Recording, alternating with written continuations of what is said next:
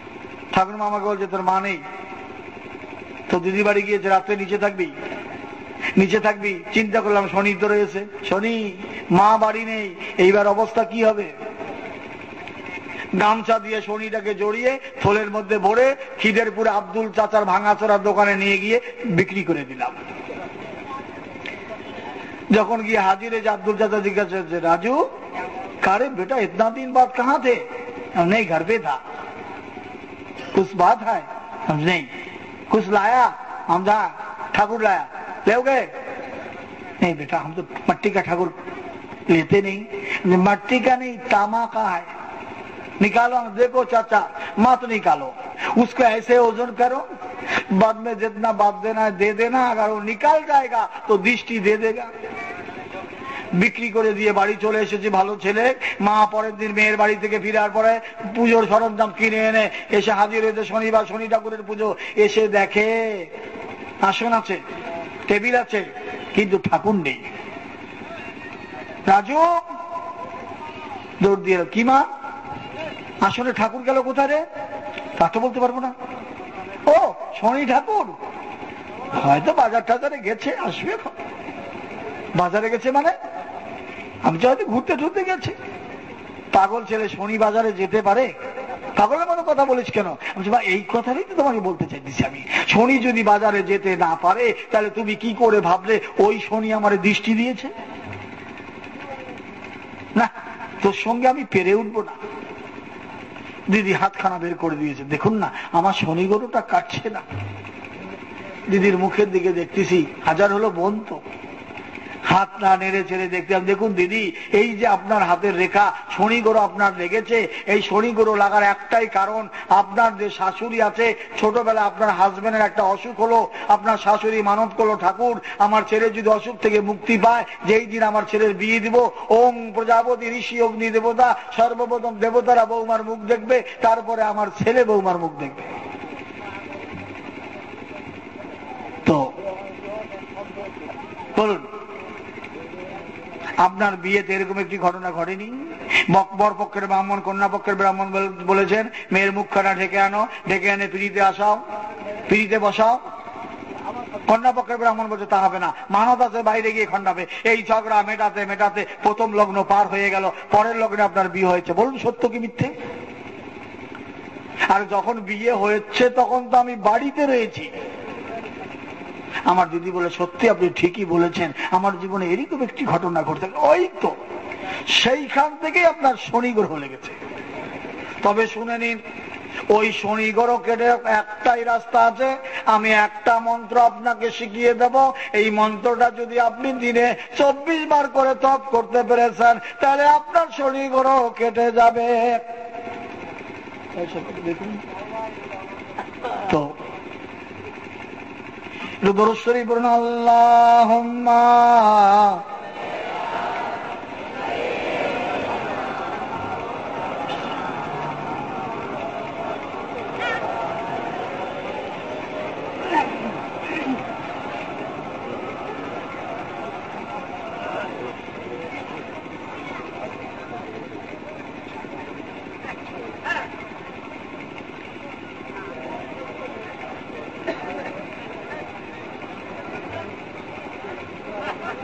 দরুদ শরীফ পড়ুন, আল্লাহুম্মা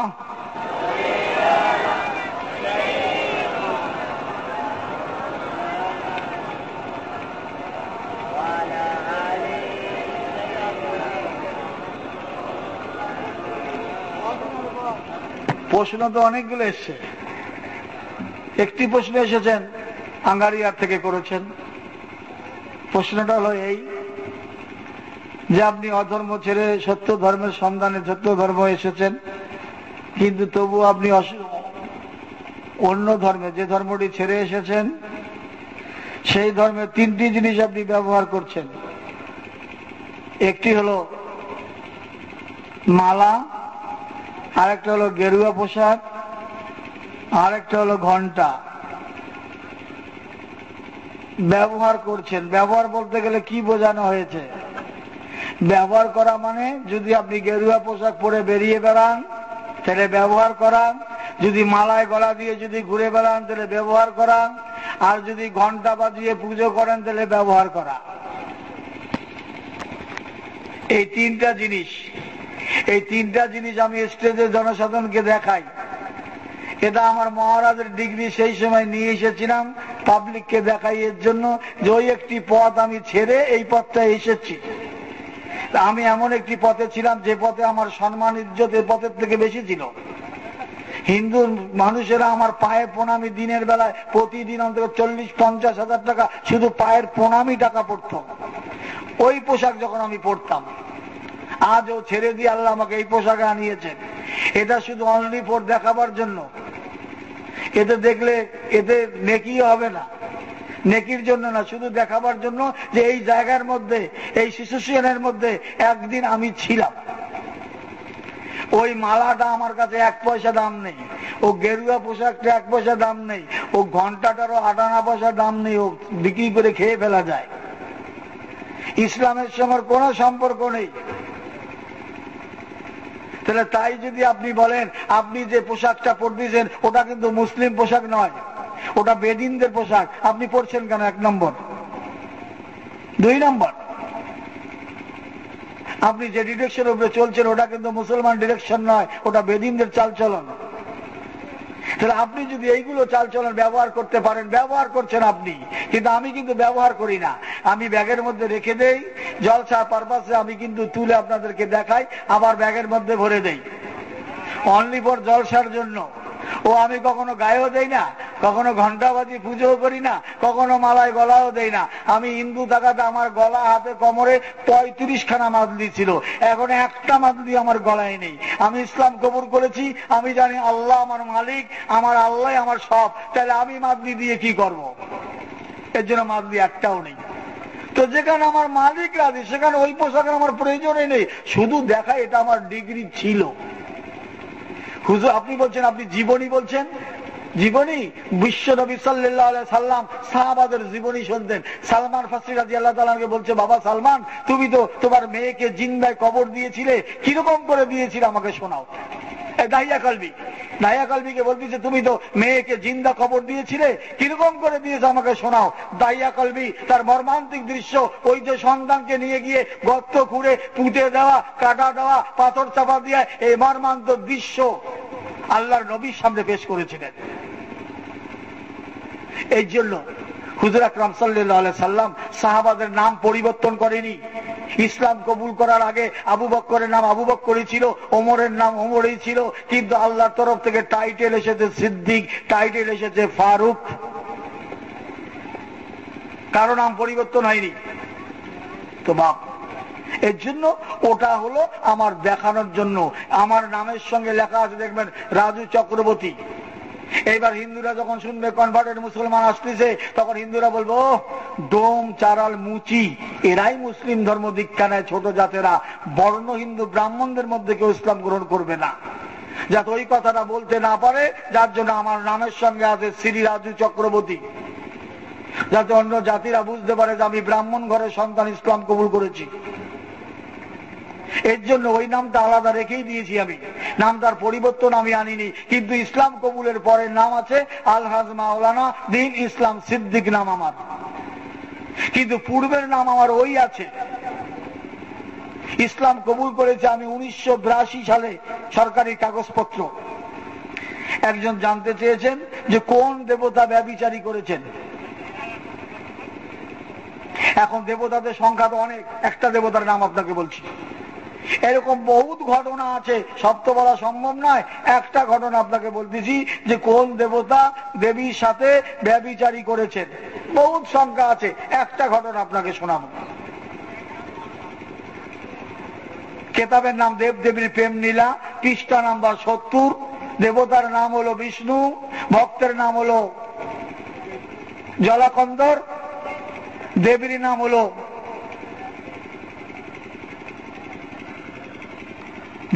হলো তুলসী দেবী। এই জলাকন্দর হলো শিবের ভক্ত। জলাকন্দর ব্রহ্মার বর পেয়েছে, শত্রু হলো শিব।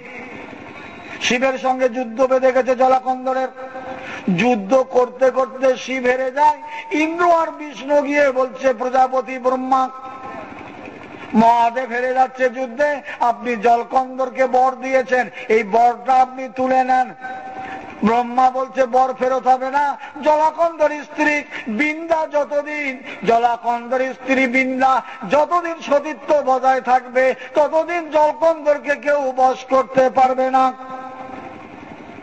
ইন্দ্র বলছে বিষ্ণু, আপনি তো বিষাধর মন্ত্র জানেন, জিন্দগি পরিবর্তন করতে জানেন, চেহারা পরিবর্তন করতে জানেন, আপনিই পারেন ওই জলকন্দরের স্ত্রী বিন্দার সতীত্বকে নষ্ট করতে।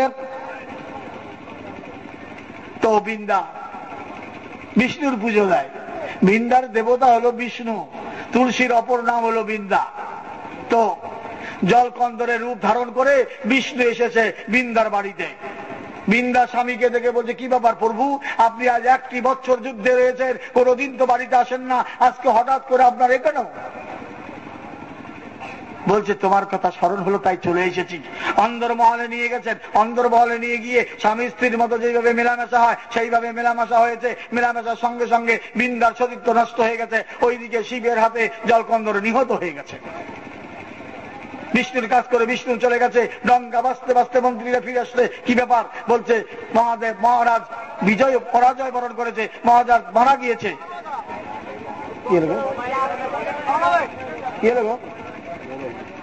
মোবাইল দিয়েছে তো এবার বিন্না বলছে না, কখনো হতে পারে না, আমার স্বামী নিহত হতে পারে না। কিছুক্ষণ আগে আমার স্বামী আমার কাছে ছিল, কোথায় গেল আমার স্বামী? এই ঘর ও ঘর খুঁজতে খুঁজতে খুঁজতে খুঁজতে যখন আর খুঁজে পেলেন না, বিন্দা কি করলেন? মন্দিরে গিয়ে বিষ্ণুর মূর্তির সামনে গিয়ে সেজদায় পরে বলছে, ঠাকুর তুমি বলো আমার কাছে এক্ষুনি আমার স্বামী রূপে কে এসেছিল? বিষ্ণু অবতার হলেন। বিষ্ণু বলছে, বিন্দা আমি এসেছিলাম জলকন্দরের রূপ নিয়ে তোমার কাছে। বিন্দা রাগম্বিত হয়ে বলছে, আমি তোমাকে অভিশাপ করবো। বিষ্ণু বলছে, আমি তোমাকে বর দিচ্ছি, বিষ্ণুর তুলসীর পুজো, বিষ্ণুর পাতা বিষ্ণু শিলার সঙ্গে সংযুক্ত না করা পর্যন্ত তোমার পরের জীবন আসবে তুলসী, এই তুলসীর পুজো সিদ্ধি হবে না। আমি যতক্ষণ এই বর আমি তোমাকে দিলাম, তুমি বিন্দা থেকে তুলসী হয়ে জন্ম নেবে। তাই বিন্দার সঙ্গে বিষ্ণুর অবৈধ মেলামেশা হয়েছিল। এরকম বহুত ঘটনা রয়েছে হিন্দু শাস্ত্রের মধ্যে। আমি যে কথা বলতে চাইছি সেটার দিকে যেতে চাইছি। তো যাই হোক, আমি কোন কথা বলছিলাম মনে আছে? কোন কথা গো? হাত দেখিয়ে দিলাম। দিদির শনি গরু কাটার জন্য একটি মন্ত্রের কথা বললাম। আমি এমন একটি মন্ত্র আপনাকে দেব, এই মন্ত্রটি পড়লে আপনার আর শনি গরু থাকবে না। দিদি বলছে, বলুন মন্ত্রটা কি? আমি যে মন্ত্রটা খাতা কলম নিয়েছি লিখে দিচ্ছি। এই মন্ত্র পড়ার আগে ঠাকুরের প্রসাদ খেতে পারবেন না, ঠাকুরের মন্দিরে যেতে পারবেন না, ঠাকুর সেবা করতে পারবেন না, শঙ্খ বাজাতে পারবেন না, ঠাকুরের প্রসাদ খেতে পারবেন না, ঠাকুরের থালা বাসন ধুইতে পারবেন না। আমার ভাগ্নি বলছে, মা নিয়ে নাও না মন্ত্রটা, তোমার তো শনি গ্রহ কাটছে না। দিদি খাতা আর কলম নিয়ে আসলেন, দিন মন্ত্র। আমি যে মন্ত্রটা 90 দিন পড়তে হবে। খাতা বের করুন, লিখুন। ঋগ্বেদের নয়, সামবেদের নয়, অথর্ববেদের। অথর্ববেদের একটি শ্লোক, একটি মন্ত্র পাতার মধ্যে তুলে দিলাম। আল্লাহু ইল্লাহু মুহাম্মাদান রাসূলুল্লাহ।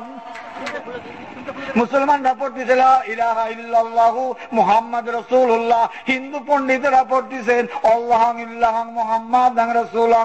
একই মন্ত্রটা সংস্কৃতে চলে গেছে, এটা আরবিতে এসেছে। এই মন্ত্রটা লিখে দিলাম, জান এই মন্ত্রটা 90 দিন পড়বেন। 90 দিনের পরে দেখবেন আপনার শরীর গ্রহ দেহের মধ্যে থাকবে না।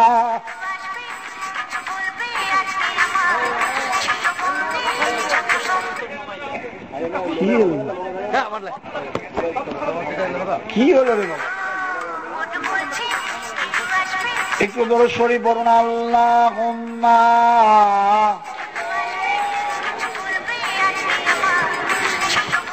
তো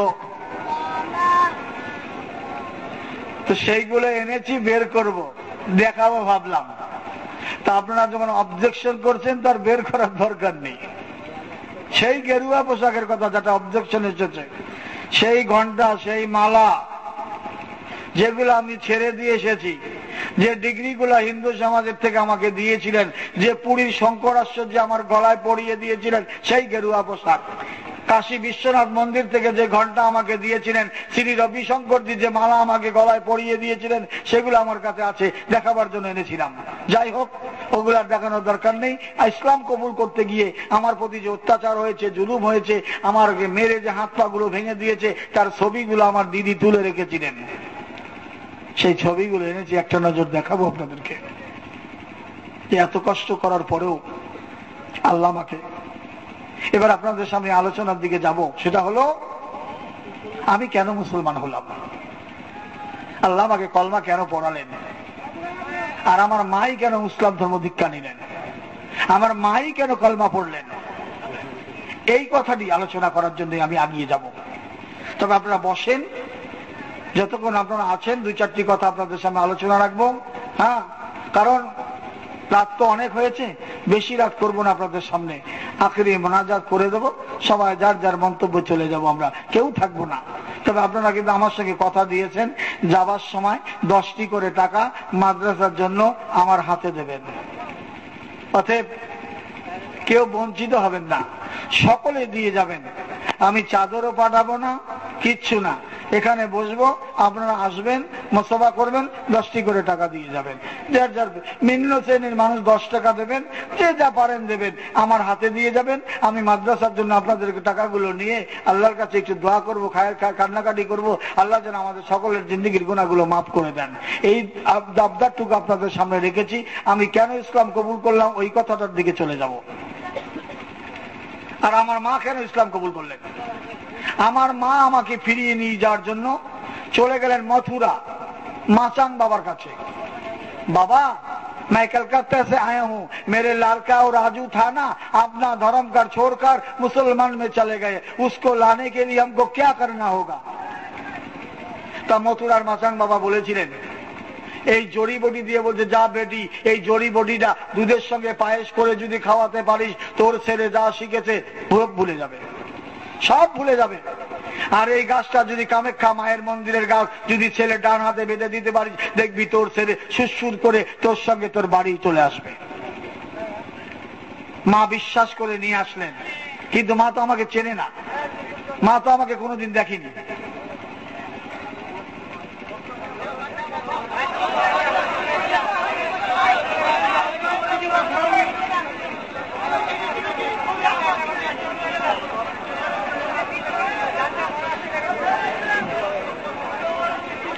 দেখুন, একটি গাধার মতো প্রশ্ন এসেছে।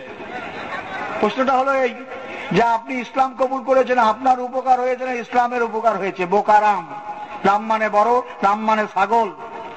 প্রশ্ন করেছেন, আমি যদি ইসলামে না আসতাম তাহলে আমার মা কলমা পড়তেন না, উপকার হলো না অপকার হলো গো? আমি ইসলাম কবুল না করলে আমার স্ত্রী ইসলাম কবুল করতো না, উপকার হলো না অপকার হলো? আমি ইসলাম কবুল না করলে বাসন্তী, ক্যানিং নদীর উপরে বাসন্তী বাগদি পাড়া বলে একটি বাগদি পাড়া আছে, 65 ঘর হিন্দু ছিল, 65টা হিন্দু ছিল, সেই 65টা হিন্দু আমার হাতে পড়েছেন কলমা লা ইলাহা ইল্লাল্লাহু মুহাম্মদ রাসূলুল্লাহ। উপকার হলো না অপকার হলো?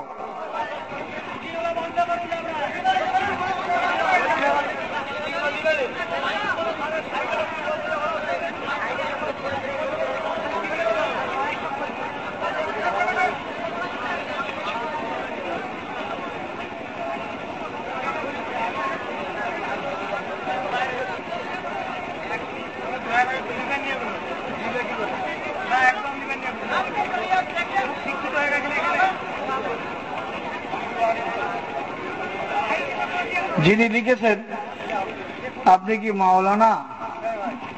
যদি হন তাহলে কথা থেবো না থেকো তা আল্লাহ জানে। আচ্ছা, ফারেক কোথা থেকে, কোথা থেকে, কিন্তু কোথা থেকে তো হয়নি, যাক বানান ভুল হয়েছে, আবার ইংরেজিতে সই করেছেন, যাই হোক ফারাক হয়েছেন, মানে লেখাপড়া কোথা থেকে করেছেন। আপনি আলেম সম্পর্কে যদি জানেন তো আপনি বলুন আলেম কোন সিগা, আলেমটা কোন সিগার মধ্যে আছে। আলেম পড়তে গেলে দুপাতা কায়দা, দুপাতা মন্ত্র পড়ে ব্রাহ্মণ হওয়া যায় না, আর বগদাদি কায়দা পড়ে আলেম হওয়া যায় না। আলেম হতে গেলে সিয়াসাতটা কিতাব পড়তে হয়। তো আলেম পড়তে গেলে 12-14 বছর ইসলামের রাস্তায় মাদ্রাসার স্থানে থেকে লেখাপড়া করতে হয়। তা আলেম যদি না হতাম তাহলে আলেম আমার সম্পর্কে আসতো কি করে? আমি লেখাপড়া করেছি মালদা জেলা, সুজাপুর বলে একটি মাদ্রাসা আছে, গিয়ে দেখবেন মার্কাজ মসজিদের পাশে একটি হাই মাদ্রাসা আছে। সেই হাই মাদ্রাসা থেকে খারিজি ডিপার্টমেন্টে লেখাপড়া করেছি। তারপরে সার্টিফিকেট নিতে এসে, সরকারি সার্টিফিকেট নিতে এসে সরকারি মাদ্রাসা কিছুদিন পরে পরীক্ষা দিয়ে সরকারি সার্টিফিকেট নিতে হয়েছে। তো এগুলো কোনো প্রশ্ন নেই, এগুলো ব্যক্তিগত প্রশ্ন, বৈঠকে করবেন। জলসার মুডটা নষ্ট করবেন না, এতে আপনার কি উপকার হবে প্রশ্ন করে বলেন আপনি। এগুলো আমাকে হেও করা হচ্ছে। হ্যাঁ, আমি তো আগেই বলেছি, जिसने माँ का दूध पिया सामने आओ, तो आलेम हो चाहे बे आलेम हो, हमसे क्या। ফাটাকেষ্ট বলেছিল না যে মারবো এখানে, লাশ পড়বে শ্মশানে, আমি মারবো এখানে, তুমি যাবা একেবারে জাহান্নামে। বরদোয়া করে দেবো, আল্লাহর দরবারে দোয়া করে দেবো। ইসলাম, মুসলমান থেকে, হিন্দু থেকে ইসলামে এসেছি, মুসলমান হয়েছি, আমাকে যদি বেইজ্জতি করো আল্লাহর তরফ থেকে তুমি বেইজ্জতি হয়ে যাবা। বহুত দেখলাম এই জীবনে আমি, বহুত তোমার মতো কত মানুষ দেখলাম, ধূলিসাৎ করে দিয়েছে, শেষ পর্যন্ত পা ধরে কুল হয়নি, পা ধরে। এক জায়গায় জলসা করতে গিয়েছি, মাদ্রাসার জলসা, চাঁদা উঠেনি, আমাকে বলে চাঁদা উঠেনি, মাওলানার পয়সা দেবো না। আমি দিস নেই, আমি চললাম, এ টাকা কলকাতায় ফিরিয়ে দিয়ে আসতে হবে। এইবার ওখানে ওই গ্রামটার মধ্যে মহামারী লেগেছে 14 দিন পরে। লোকের সন্দেহ ওই মাওলানার পয়সা দেয়নি, ওর জন্য মহামারী লেগেছে। কিন্তু আল্লাহর হুকুমে হয়েছে, কিন্তু মানুষের সন্দেহ ওই যে মাওলানার টাকা দিসনি, এর জন্য এই গ্রামটার মধ্যে মহামারী লেগেছে, টাকা দিয়ায় মহামারী বন্ধ হবে। তো সেই টাকা পৌঁছে দিল, কিন্তু আমি কিছু বলিও না, কিছু জানিও না, দেয়নি যাকে মাদ্রাসা কালেকশন হয়নি, এক জায়গা না হয়েছে আরেক জায়গা আল্লাহ করিয়ে নেবেন। কিন্তু সেখানে ডায়রিয়া হয়ে গেছে, আর পাবলিক সন্দেহ করেছে ওই মাওলানার টাকা দেয়নি, ওই জন্য ডায়রিয়া হয়েছে। বুঝলেন কথাটা? তো আমার কথা হলো ব্রাদার ইসলাম, আপনি যদি এরকম প্রশ্ন করবেন তো বৈঠকে আসেন, আরো কিছু জানতে জানতে কলকাতার বাসায় আসেন, সেখানে বসে দুটো খাওয়া দাওয়া করে আপনার মনের যত খায়েশ আছে, যত খায়েশ, আপনি আলেম হন, সুফি হন, দরবেশ হন, পীর হন, মুহাদ্দিস হন, যাই হন না কেন, আপনি আমার সঙ্গে বসুন, আপনাকে সমস্ত পথ আমি ক্লিয়ার করে দেব। হিন্দু সমাজের পণ্ডিতেরা এসেছিলেন আমার সঙ্গে বাহাস করার জন্য। আমি বললাম, বাহাস তো করতে এসেছেন, ছাত্র জানেন তো? তা বলছে, হ্যাঁ জানি। আমি যে, আপনি বলুন হিন্দু ধর্মের কেতাব কোনটা, আর ভগবানকে একটার মধ্যে দাঁড়াতে হবে, 14টা ভগবান আমি শুনবো না। একটা ভগবানের নাম বলুন, তাই নিয়ে আলোচনা করব, আর একটা কেতাবের নাম বলুন, তাই নিয়ে আলোচনা করব। একজন গোসাই বলতেছে আমাদের কেতাবের নাম রামায়ণ, টেনে একটা দাবরা দেব, রামায়ণ দিয়ে তোর বিয়ে হয়নি, তোর বাপের বিয়ে হয় নাই, তোর 14 পুরুষের বিয়ে হয়নি, রামায়ণ তো কাব্য, রামায়ণের মধ্যে মন্ত্র নেই, তোর বিয়ে কি করে হলো? তা বলছে ভাগবত। আমি যে, ভাগবত তো কৃষ্ণের কথা, কৃষ্ণ যে কথাগুলো বলেছে অর্জুনকে, এটাই কথা। তো ভাগবতের মধ্যে মন্ত্র কোথায়? যা তোর বিয়ে হবে, তোর বাপের শ্রাদ্ধ হবে, শ্রাদ্ধ করলে তো মন্ত্র চাই, বিয়ে হলে মন্ত্র চাই, কিন্তু মন্ত্র তার ভাগবতে নেই। তো একজন বলছে মহাভারত। আমি যে, মহাভারত তো কাব্য, তো পঞ্চপাণ্ডবের কাহিনী আছে, কুরুক্ষেত্রের ঘটনা আছে। ধর্ম কোনটা ভাই বল, ধর্মকথা কোনটা? আপনি মুসলমানদেরকে জিজ্ঞাসা করুন তোমাদের ধর্মকথা কোনটা, ছোট ছোট বাচ্চারা বলবে কোরআন শরীফ, তাকে বলবে না ধর্মকেতাব তো কোরআন শরীফ গো। তাহলে কোরআন শরীফ মুসলমানদের কেতাব, হিন্দু ধর্মের কেতাব কোনটি? চুপ করে রয়েছে। আমি যে, ভগবানের নাম বল, বলছে রাম। আমাদের রাম যদি ভগবান হয়, তো রামের স্ত্রী ছিল সীতা, আর উপপত্নী ছিল 200, তো ভগবানের বউ যদি 200 হয়, তো ভগবান কি করে ঠেকাবে? তা বলছে কৃষ্ণ। আমাদের কৃষ্ণের বউ ছিল আলাদা, কিন্তু কৃষ্ণ তো 1600 মেয়ে নিয়ে গোপিনীর সঙ্গে লীলা করলেন। ভগবানের চরিত্র যদি ওই হয়, তাহলে ভগবান তুই কাকে বলবি?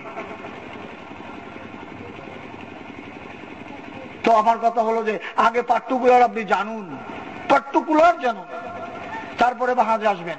তো যাই হোক, মানুষ বোকার মতো বোঝে ফেলছে না, মনে করছে এই লোকটাকে আটকাতে পারবো। তো যাই হোক, প্রশ্ন করার যদি ইচ্ছা হয় এমন প্রশ্ন করুন যাতে মানুষ জেনে সন্তুষ্ট হন। কোন জায়গায় দিয়েছিলাম, কোন জায়গায় বলেছিলাম? হ্যাঁ, মায়ের কথা বলছিলাম না? মাথুরার মাচাং বাবার থেকে জড়ি বড়ি এনেছেন, খাওয়াবেন। আল্লাহর কসম করে বলি, পৃথিবীতে এমন জাদু তৈরি হয়নি যে মুসলমানকে ধ্বংস করতে পারে। জাদু হক করনেওয়ালা কাফের, জাদু হক করনেওয়ালা কাফের। যতটা সত্য, কিন্তু যে করছে সে কাফের। তো আমার মা সেখান থেকে জড়ি বড়ি আনলে দুধের সঙ্গে পায়েস করে আমাকে খাওয়াবে, আর কামাখ্যা মায়ের মন্দিরের গাছটা আমার ডান হাতে বেঁধে দেবে। এখন মা তো আমাকে দেখেনি, মা তো আমাকে চেনে না, মা দিদির বাড়ি গিয়েছে সব না। হ্যাঁ মা বলো, রাজু তোর বাড়িতে আসে তাই না? হ্যাঁ মা। রাজুকে বলবি রবিবারের দিন বালিগঞ্জ স্টেশন আমার সঙ্গে একটু দেখা করে। দিদি বলছে কেন? না অনেকদিন থেকে ছেলেটাকে দেখি না, মনটা খুব কাঁপছে, একটু দেখা করতে বলবি। দিদি বলছে বলে দেবো। তো দিদি লোকমার পথে সংবাদ দিল, মা তোকে বালিগঞ্জ স্টেশনে রবিবারের দিন দেখা করতে বলেছে। আমার মনটা খুব আনন্দ হলো, যা অনেকদিন পরে মাকে দেখবো। কবে চলে এসেছি আমি, মাকে কোনোদিন দেখিনি, আজকে মায়ের সঙ্গে সাক্ষাৎ হবে। সকালবেলা স্নান টান করে গোসল টোসল করে নতুন জামা কাপড় পায়জামা পাঞ্জাবি পরে টুপি মাথায় দিয়ে বালিগঞ্জ স্টেশনে এসে হাজির হলাম। এসে দিকে আমার আগে আমার মা এসে বসে আছে। মা তো আমাকে চেনে না, দূরে দাঁড়িয়ে দিকে একটা বেঞ্চির মধ্যে মা বসে আছেন। মায়ের কাপড় চোপড় দেখে বুঝতে পারলাম। আস্তে আস্তে করে মায়ের কাছে গিয়ে হাজির হলাম। আস্তে করে একটু মাকে ডাক দিলাম, মা। মা না, আমার দিকে তাকাচ্ছে না মা। মা সামনের দিকে চোখ করে দাঁড়িয়ে আছে। ট্রেন থেকে প্যাসেঞ্জার নামতেছে, মা মনে করছে এই ট্রেনেই হয়তো ছেলে নামবে, এই ট্রেনেই হয়তো ছেলে আসবে। যখন মা শুনতে পেলে না, চিৎকার করলাম, মা কে? আমি রাজু। আমার চোখের দিকে, মুখের দিকে, আমার চেহারার দিকে তাকিয়ে আমার মা হাউ হাউ করে কাঁদতে লেগেছে। বাবা এই হাল করেছিস কেন? এরকম তো চেহারা হয়েছে কেন? কি করতেছিস কেন? এরকম চেহারা হয়েছে। গলা জড়িয়ে আমার মা কাঁদতে আরম্ভ করেছে। আর প্ল্যাটফর্মের মানুষ এক জায়গায় জড়ো হয়ে গেছে, এক জায়গায় জড়ো হয়ে গেছে। আমি যে মা কি করছো, দেখো কত মানুষ জড়ো হয়ে গেছে, বন্ধ করো। মা কান্না বন্ধ করলেন। বলো তুমি আমাকে কেন ডেকেছ? না বাবা অনেকদিন থেকে তোকে দেখি না, তোর জন্য একটু দুধের পায়েস করে এনেছি, খাবি? এখন মা দুধের পায়েস করে এনেছে, না খেলে হয়? দাও। জল কোথায়? মা জল আনার জন্য প্ল্যাটফর্মের ওপারে গিয়েছেন। টিফিন বক্সটা খুলেছে, খুলে দেখি দুধের পায়েস। তাড়াতাড়ি করে কুল আউযু বিরাব্বিল ফালাক আর কুল আউযু বিরাব্বিন নাস এই দুটি আয়াত পড়ে ফু দিয়ে দিলাম। বলা যায় না তো যদি কিছু করে আনে। মা তাড়াতাড়ি করে জল এনে পাশে বসে বলছে, বাবা আমি তোকে গালে করে খাইয়ে দেব, দেও। মা গালে তুলে দেয়, আমি খাই। আমার মা মুস্কি মুস্কি হাসে। মা মনে করেছে কাজ কমপ্লিট, খাওয়াতে পেরেছি তো। মা এটাই ভেবেছে, কিন্তু আমি বলছি মা গো তুমি যেমন ভাবতিস কাজ কমপ্লিট, ও কমপ্লিট কাজ আমিও করে দিয়েছি। খাওয়া শেষ। মা বলছে, বাবা চারিদিকে তোর শত্রু দুশমন, কামাখ্যা মায়ের মন্দির থেকে একখানা গাছ এনেছি, তোর ডান হাতে বেঁধে দেব। আমি ভাবতেছি দুনিয়ার লোকের তদবির আমি করি, আর আমার মা আমার তদবির করতে এসেছে। আমার দিদির বাড়ি তাবিজ কবজ মাদলি পানি পড়া তেল পড়া জল পড়া যত কিছু লাগে আমি করে দিয়ে আসি, আর আমার মা এসেছে আমার তদবির করার জন্য। দেখ ডান হাতে মা বেঁধে দিলেন। মা আর দাঁড়াবেন না। মাকে বলে দিয়েছে বাঁধার সঙ্গে সঙ্গে পায়ে হেঁটে বাড়ি চলে আসবি, পিছন দিকে তাকাবি না। পিছন দিকে তাকালে কিন্তু তোর চক্ষু অন্ধ হয়ে যাবে। বাড়িতে ঢুকে বারান্দায় উঠে পিছন দিকে তাকিয়ে দেখবি তোর ছেলে তোর পিছে পিছে চলে এসেছে। ছেলে খেলা মনে করেছে মানুষ। হ্যাঁ, গাছ বেঁধে দিলে ছেলে পিছে পিছে আসবে। এরকম যদি গাছ হয় তো ছেলেরা তো নিয়ে গিয়ে একটা মেয়ের হাতে বেঁধে দিয়ে বলবে আয় আমার পিছে পিছে আয়, আসবে না? মেয়েরা বলবে ছেলেটার হাতে বেঁধে দিয়ে বলে আয় আমার পিছে পিছে আয়। এগুলো গাঁজাখড়ি গল্প, এগুলো কেতাবে ভালো লাগে, গল্প শুনতে ভালো লাগে, বাস্তবে ভালো লাগে না। আল্লাহ যদি ওই শক্তিগুলো মানুষের হাতে দিত তাহলে মানুষ তো অনেক কিছু করে ফেলে দিত। মা চলে গেলেন পায়ে হেঁটে। আর দাঁড়াবেন না। মা বলছে, বাবা আমি তোর বাবাকে বলে এসিনি, জানতে পারলে বকাঝকা করবে, অন্যদিন তোর সঙ্গে কথা বলবো। মা পায়ে হেঁটে চলে গেলেন। আমি গাছটা খুলে টেনে ফেলে দিলাম। আমি চলে এসেছি। মা হাঁটতে হাঁটতে পৌঁছিয়েছেন সেই জায়গায়। মা যখন বাড়িতে ঢুকেছে, বারান্দায় উঠেছে, পিছন দিকে তাকিয়ে দেখেছেন। পিছন দিকে যখন মা তাকিয়েছেন, তাকিয়ে দেখে ছেলে নেই। আমার মায়ের মাথা এই জায়গায় টনক নড়ে গেল। একই এত কিছু করে ছেলেকে ফেরাতে পারলাম না। মা দৌড় দিয়ে ঠাকুর ঘরে গিয়ে সেজদায় পড়ে কেঁদে কেঁদে বলছে, ঠাকুর সত্য করে বল তোর ক্ষমতা আছে কি নাই, তুই কি আমার ছেলেকে এনে দিতে পারলি না? আমি এতদিন থেকে তোর চরণে জল দেই, তোর কাছে কাঁদি, মন্ত্র জপ করি, অঞ্জলি দেই, তোর শাঁখ বাজাই, এ করি সে করি, তোকে এত ভালোবাসি ঠাকুর, আমি তোর কাছে অন্য কিছু চাইনি, শুধু চেয়েছি আমার ছেলেটাকে আমার কোলে ফিরিয়ে দাও। তুই যখন আমার ছেলেকে দিতে পারলি না, আমি বুঝতে পারলাম তোর শক্তি নেই, আমি বুঝতে পারলাম তোর ক্ষমতা নেই। তবে শুনে রেখে দে, আজকের থেকে এ বাড়িতে তোর পুজো বন্ধ, আমি আর তোর পুজো দেব না, তোর চরণে জল আমি আর দেব না, এই ঠাকুর ঘরে তালা মেরে দিলাম, আর তোর এ ঘরে পুজো হবে না। তবে একটা কথা শুনে রেখে দে, আমি আমার ছেলের কাছে ফিরে যাচ্ছি, আর আমি তোর কাছে ফিরে আসব না। মা সংবাদ দিলেন, বাবা আমি আর এই অন্ধকারে থাকতে চাই না, তুই আমাকে তোর কাছে নিয়ে চল। মাকে এনে পড়িয়ে দিলাম, কোল রেজিস্ট্রি করে পড়িয়ে দিলাম কলমা লা ইলাহা ইল্লাল্লাহু মুহাম্মাদুর রাসূলুল্লাহ। আল্লাহ আমার মাকে ইসলামের ছায়াতলে আনলেন। থাকলেন আমার স্ত্রী, আমার বাপ কাকারা যখন জানতে পারলেন যে আমি মুসলমান ধর্ম দীক্ষা নিয়েছি, বাপ চাচারা খুব বিপদের মধ্যে পড়ে গেলেন। সব চাচারা এক জায়গায় জড়ো হলেন। বাবাকে জিজ্ঞাসা করছে, দাদা কেন ডেকেছিস? ডেকেছি এই জন্যই যে আমার ছেলের আজও মুসলমান ধর্মে চলে যাচ্ছে, তাকে কি করে আমি ফেরাবো। কেউ বলছে মেরে হাত পা ভেঙে দে, কেউ বলছে পাগলা কারোতে দে, এক একজন এক এক কথা বলছে। শেষ পর্যন্ত ডিসিশন নিল, ওগুলো কিছু করতে হবে না, সুন্দর মেয়ে দিয়ে বিয়ে দিয়ে দে, বউ পেলে ধর্মের কথা এমনি ভুলে যাবে। বউ পেলে ধর্মের কথা এমনি ভুলে যাবে। বাপ চাচারা বউ খুঁজতে লাগলেন, কোথায় পাবে বউ? ছেলে খেলা, হিন্দুদের চৈত্র মাসে বিয়ে নেই, এবার বৈশাখ মাসেও বিয়ে নেই, বিয়ে শুধু হয় কি মাসে গো? ফাল্গুন মাসে আর অগ্রহায়ণ মাসে, তাই তো? তো এই যে দুটি মাসের মধ্যে বিয়ে হয়, তারপরে বিয়ে থাকে না।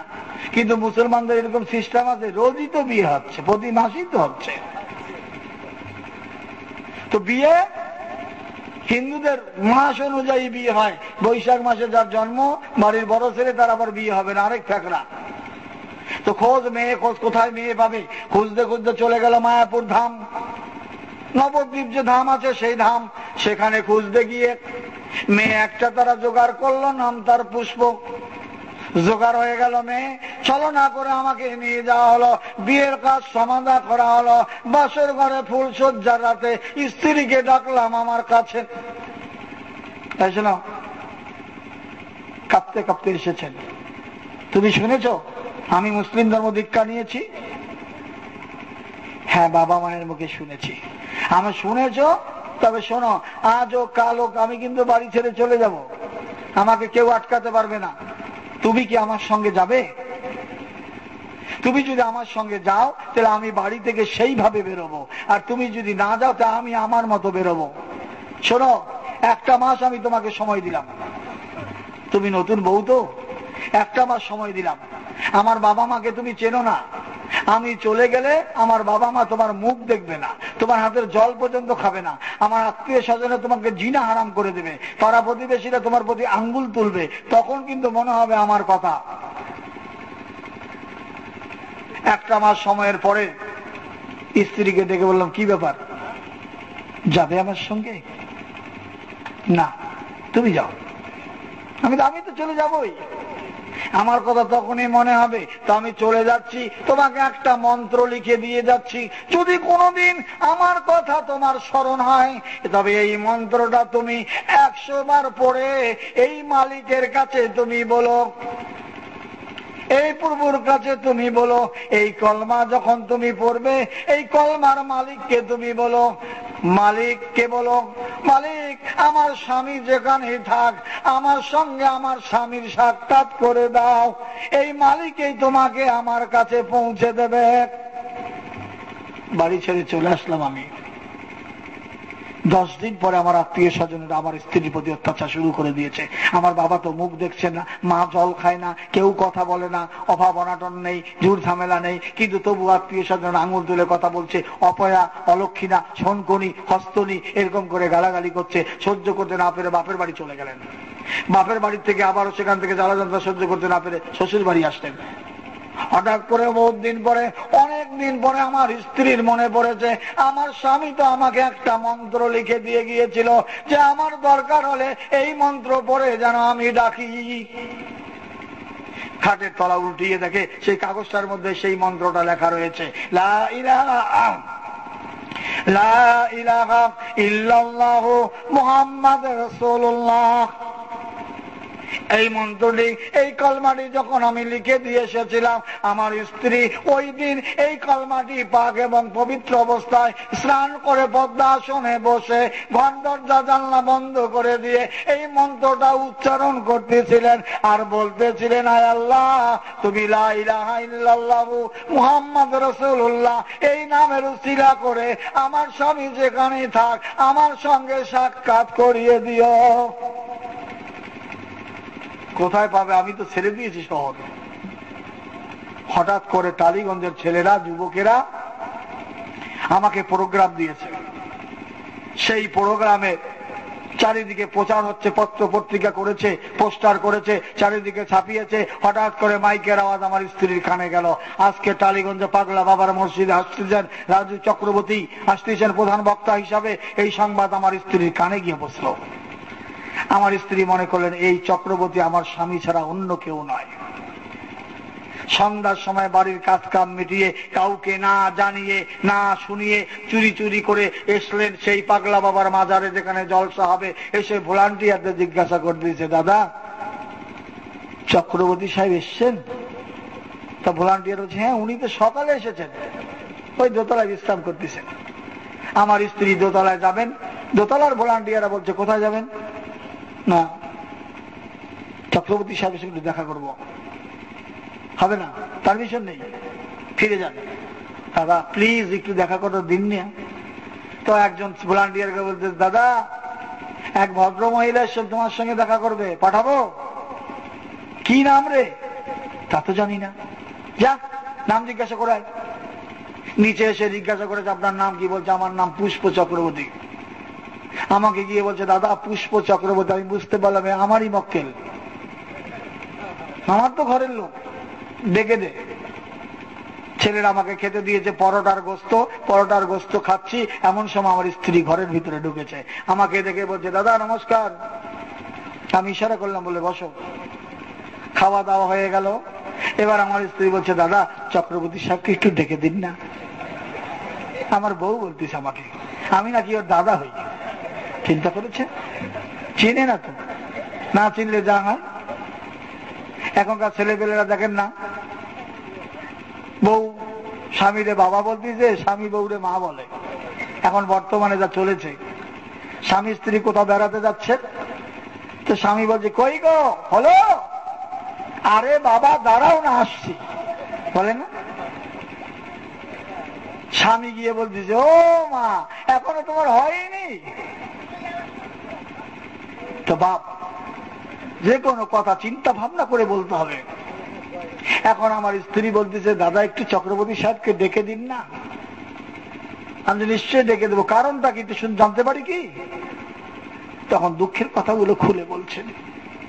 আমার স্বামী বলেছিল আমার সঙ্গে চলো, আমি আসিনি, আমার প্রতি অত্যাচার হয়েছে, জুলুম হয়েছে, আমার মুখ কেউ দেখতে চায় না, আমার হাতে জল পর্যন্ত কেউ খেতে চায় না। তাই আমি ভেবেছি আমার স্বামী যে পথে গিয়েছে ওই পথে যদি আমার স্বামী তার চরণে একটু আমাকে ঠাঁই দেয়, আমি বাকি জীবনটা স্বামীর চরণে কাটিয়ে দিতে চাইছি। আমি চিন্তা করলাম পথ পরিষ্কার, পথ পরিষ্কার, কি করব? দেখে বললাম, পুষ্প আমি চক্রবর্তী।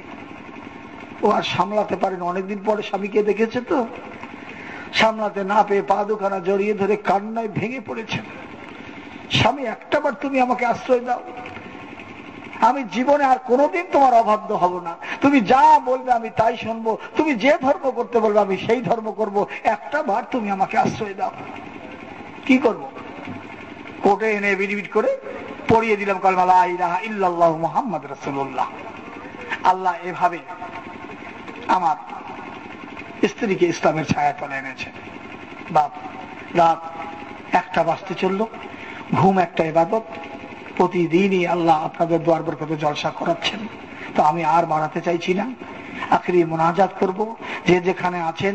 তবে একটি কথা আপনাদের সঙ্গে আমি বলেছি, তো হ্যাঁ 10টা করে টাকা আমি আপনাদের কাছে মাদ্রাসার জন্য চেয়েছি। তো আখেরি মোনাজাত করব, কেউ খালি হাতে ফিরে যাবেন না, কেউ না দিয়ে যাবেন না। 10টি করে টাকা, বসুন দোয়া করব, বসুন বসুন দোয়া করব। 10টি করে টাকা দিয়ে যাবেন সবাই মাদ্রাসার জন্য, দিনের মাদ্রাসার জন্য। হ্যাঁ, এই মাদ্রাসার জন্য সকলে 10টি করে টাকা দিয়ে যাবেন। মাশাআল্লাহ, এক ভাই আমার 10 টাকা দিয়েছে। আল্লাহ তুমি দাদানকে কবুল করো। দানকারীর মাতা পিতা আছে কবরে, আমাকে তো মানে বলতে দিলেন, আমাকে সেটা আপনি বললে তো হবে না। আমাকে তো প্রশ্নের পর প্রশ্ন আসতেছে, আপনি প্রশ্ন করলেন না, আপনি তো প্রশ্ন করলেন।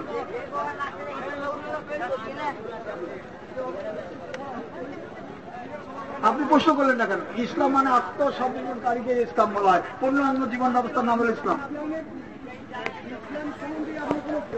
আপনি প্রশ্ন করলেন না কেন? ওই তো আপনি প্রশ্ন করলেন না, তাই তো উত্তর দিতে হলো। আসেন, আপনি প্রশ্ন করলেন না কেন? ওই জন্য প্রশ্ন করেন।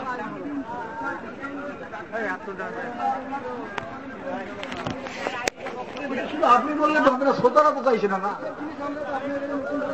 আপনি ব্যক্তিগতভাবে বসুন, আপনাকে জানিয়ে দেবো। আপনার দরকার যখন ওইটাই আপনাকে জানিয়ে দেবো, কিন্তু শ্রোতারা চাইছে তো এটা না। শ্রোতারা শোনেন, সেজন্য তো আমি জানি না। আপনি অপেক্ষা করতে পারছেন, বন্ধ করে দিতে পারছেন। আপনি বলতে পারছেন ইসলাম সম্পর্কে বলো, আমি হাদিস সম্পর্কে, কোরআন সম্পর্কে বলতাম। বসুন।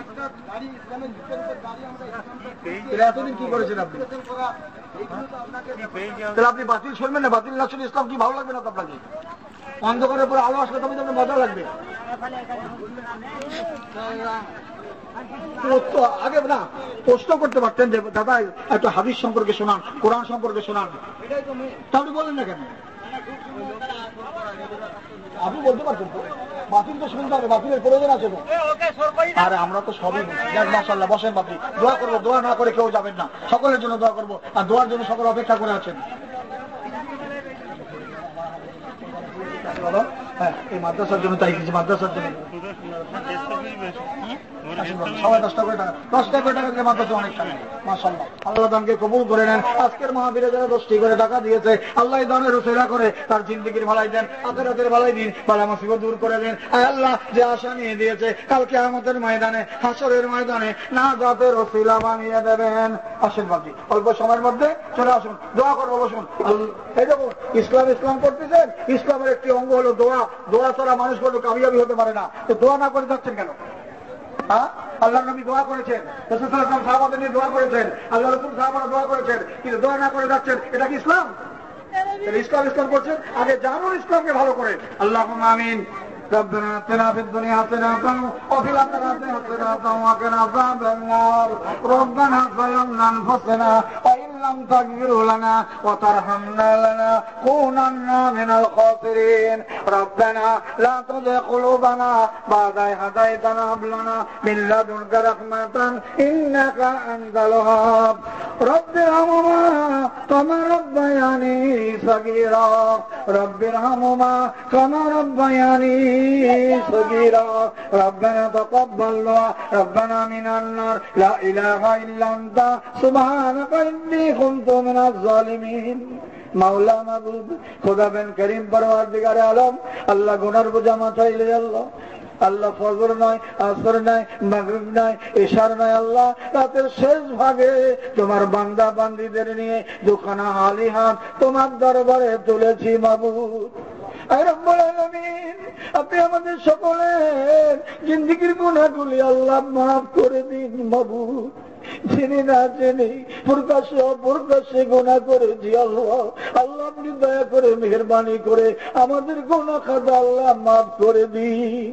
আয় রব্বুল আলামিন, আমাদের মা বাবা, দাদা দাদি, নানা নানি, মাতৃকুল পিতৃকুল, শ্বশুর কুলে শাশুড়ির কুলে যারা দুনিয়ার থেকে বিদায় হয়ে নীরব নগরে ঘুমিয়ে গেছেন আল্লাহ, তাদের কবর পাকে সওয়াবখানা পৌঁছে দিন আল্লাহ। তাদের কবরগুলি বেহেশতের বাগান বানিয়ে দিন। আমাদের জিন্দগির ভালাই দিন, আখিরাতের ভালাই দিন, বালা মুসিবত দূর করে দিন, আপদ বিপদ উদ্ধার করে দিন। আয় আল্লাহ, খাস করে আজকের মাদ্রাসার মাহফিলের জন্য যারা টাকা দিয়ে পয়সা দিয়ে দান করেছেন, সাহায্য করেছেন আল্লাহ, প্রত্যেকের দান আপনি কবুল করে নেন। প্রত্যেকের দানের উসিলা করে কাল কিয়ামতের ময়দানে এই দানের উসিলা করে তুমি নাজাতের উসিলা বানিয়ে দিও আল্লাহ। আল্লাহ এদের আশা আকাঙ্ক্ষা কামনা বাসনা আল্লাহ তুমি পূরণ করে দাও আল্লাহ। আমার মা দুনিয়া ছেড়ে চলে গিয়েছে, মায়ের হক আমি আদায় করতে পারিনি, আমার মাকে তুমি মাফ করে দাও। আমার বিবি দুনিয়া ছেড়ে চলে গিয়েছে, আমার বিবির হক আমি আদায় করতে পারিনি, আমার বিবিকেও আল্লাহ তুমি মাফ করে দাও। আয় রব্বুল আলামিন, আয় আল্লাহ, মায়েরা বোনেরা, ভাই বাবাজিরা, মাদ্রাসা তালবিল ইলমেরা সকলে এসে হাজির আছেন আল্লাহ, সকলের জন্য দোয়া করি আল্লাহ। মাদ্রাসা তালবিল ইলমকে আল্লাহ তুমি আলেম হাফেজ বানিয়ে দিও। আয় আল্লাহ, মা বোনদের সংসার জীবনে বরকত রহমত নাযিল করে দিও। অনেক মায়ের সন্তান নেই, দোয়া করি আল্লাহ নেক সন্তান তুমি ভরপুর করে দিও। ঘরে ঘরে শেয়ানা মেয়ে আছে আল্লাহ, আল্লাহ শেয়ানা মেয়েগুলোর সৎ পথের ব্যবস্থা করে দিও মাবুদ। আমাদের ঘরের ছেলেরা মেয়েরা মাধ্যমিক পরীক্ষা দিয়েছে, উচ্চ মাধ্যমিক পরীক্ষা দিয়েছে আল্লাহ, সকলকে তুমি পাস করিয়ে দিও। আসমানি বালা আসমানে তুলে নাও, জমিনি বালা জমিনের মধ্যে পুঁতে দাও আল্লাহ। আয় রব্বুল আলামিন, আয় আল্লাহ, উত্তর মিনের ভাই বন্ধু মা বোনেরা দোয়া চেয়ে পাঠিয়েছেন আল্লাহ, তাদের জন্য দোয়া করি। একজনের সন্তান নেই আল্লাহ, দোয়া করি তাদের পুত্র সন্তান দান করবে মাবুদ।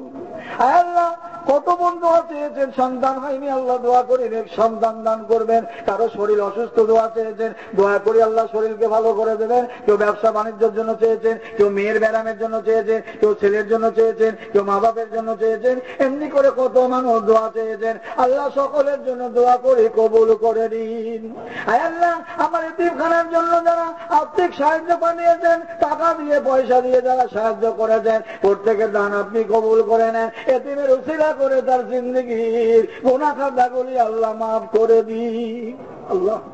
আল্লাহ গো আল্লাহ, যারা আমাকে ভালোবাসেন আল্লাহ, যারা আমাকে মহাব্বত করেন ভালোবাসেন আল্লাহ, আল্লাহ দয়া করে মেহেরবানি করে আমার ভাই আয়ুব এসেছেন আল্লাহ, মুফতি সাহেব এসেছেন, এমনি করে আমার সঙ্গে যারা এসেছেন, আমাকে যারা ভালোবাসেন মহাব্বত করে আল্লাহ, তাদের জন্য দোয়া করি তাহলে আল্লাহ তাদের জিন্দগির ভালাই দেন, আখিরাতের ভালাই দেন, বালা মুসিবত দূর করে দেন, আপদ বিপদ উদ্ধার করে দেন আল্লাহ। দিল্লি থেকে, বোম্বে থেকে, গুজরাট থেকে, মহারাষ্ট্র থেকে আল্লাহ, বিভিন্ন দেশ থেকে আল্লাহ, যে সমস্ত ছেলেরা বিদেশে আছে সকলেই দোয়া চেয়েছেন আল্লাহ, সকলের জন্য দোয়া করে আল্লাহ কবুল করেন আল্লাহ, তাদের জিন্দগির আখিরাতের ভালাই দিন আল্লাহ।